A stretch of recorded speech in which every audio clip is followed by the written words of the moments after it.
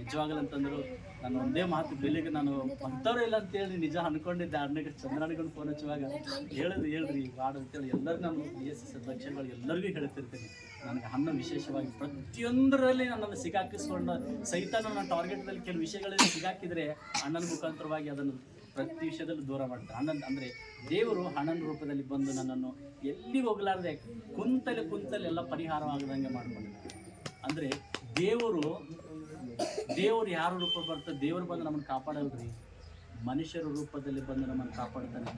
ಇವತ್ತಿನಿಂದಲೇ ನಿಜವಾಗಿ ನಾನು ದುಃಖದ ವಿಷಯಗಳು ಇವತ್ತಿನಿಂದಲೇ ನನ್ನ ಹೆಂಡತಿ, ನನ್ನ ಅತ್ತೆ, ಮಾಮನ ಎಲ್ಲರೂ ನನ್ನ ಪ್ರೀತಿಯಿಂದ ತುಂಬ ಪ್ರೀತಿ, ಅತ್ತೆ ಮಾಮ, ತಂದೆ ತಾಯಿ ಸಮಾನದಾಗ ನೋಡ್ಕೊಂಡಿರ್ತಕ್ಕಂಥ ಇವತ್ತಿನ ಎಲ್ಲವನ್ನು ಕಳ್ಕೊಂಡು ನನ್ನ ಜೀವನ ಏಕಾಂಗಿಯಾಗಿ ಜೀವನ ಮಾಡ್ತಾ ಇದ್ರೆ ಇವತ್ತಿಂದ ಗೊತ್ತಾ, ನಾನು ಸೇವೆ ಮಾತ್ರ ಯೇಸು ಸ್ವಾಮಿನ ಬಿಡುವಂಥವನಲ್ಲ. ನಾನು ಯೇಸು ಸ್ವಾಮಿ ಹೇಳಿದಾನೆ, ಯಾವನಾದರೂ ದೇವರ ರಾಜ್ಯಕ್ಕಾಗಿಯೂ ನನ್ನ ನಿಮಿತ್ತವಾಗಿಯೂ ಸ್ವಾರ್ಥ ನಿಮಿತ್ತವಾಗಿಯೂ ಮನೆಯನ್ನಾಗಲಿ ಅಣ್ಣ ತಮ್ಮಂದಿರನಾಗಲಿ ಹೆಂಡ್ರನಾಗಲಿ ಮಕ್ಕಳನ್ನಾಗಲಿ ಬಿಟ್ಟು ಅವನಿಗೆ 100ರಷ್ಟು ಪ್ರತಿಫಲ ಕೊಟ್ಟೆ ಅಂತ ನಾನು ಹೇಳಿದ್ದೇನೆ.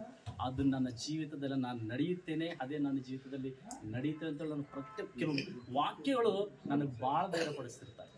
ಅದಕ್ಕೆ ಇವತ್ತಿನದಲ್ಲಿ ನೀವೆಲ್ಲರೂ ನನ್ನ ಮಾತಿಗೆ ಬೆಲೆ ಕೊಟ್ಟು ಬಂದರೆ ಇವತ್ತಿನ ನನ್ನ ತಂದೆ ಇಲ್ಲ, ನನ್ನ ತಾಯಿ ಇಲ್ಲ, ನನ್ನ ಬಂಧು ಬಳಗು ಯಾರಿಲ್ಲ ಭಾಗದಲ್ಲಿ ಎಲ್ಲರನ್ನು ಒಟ್ಟಿಗೆ ಪ್ರೀತಿಯಾಗಿ ಬೆಳೆದೇನೆ, ಪ್ರೀತಿಯಾಗಿ ಇರ್ತೇನೆ, ಪ್ರೀತಿಯಾಗಿ ನಡ್ಕೊಳ್ಳುತ್ತೇನೆ. ಈ ಭಾಗದಲ್ಲಿ ಯೇಸು ಸ್ವಾಮಿಯ ಪರಮಾರ್ಥವನ್ನು ಸಂಪೂರ್ಣವಾಗಿ ತಿಳಿಯಪಡಿಸ್ತೇನೆ. ಅದಕ್ಕೆ ನನ್ನನ್ನು ಪ್ರೀತಿ ಮಾಡಿ ಬಂದಿರತಕ್ಕಂಥ ಎಲ್ಲರಂತೂ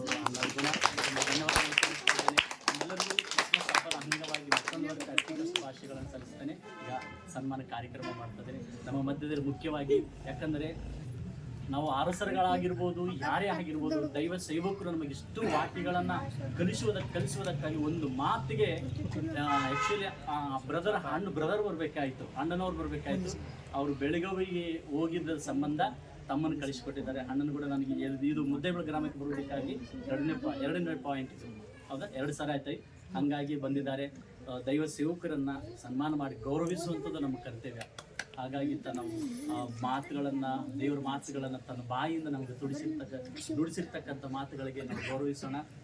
ನನ್ನ ಚರ್ಚಿನ ಮೆಂಬರು ಅಣ್ಣವರು ಅಬ್ರಹಾಮ್ ಅಣ್ಣವರು ಮತ್ತು ಒಂದು ಶಾಲಾ ಹಾಕಿ ಮತ್ತು ಆಮೇಲೆ ಹಾರ ಹಾಕಿಯನ್ನು ನಮ್ಮ ದೈವ ಸೇವಕರು ಶಾಂತ್ ಬ್ರದರ್ ಅವ್ರನ್ನ ಸನ್ಮಾನ ಮಾಡಬೇಕೆಂಬುದಾಗಿ ಬೇಡುವನಾಗಿದ್ದೇನೆ.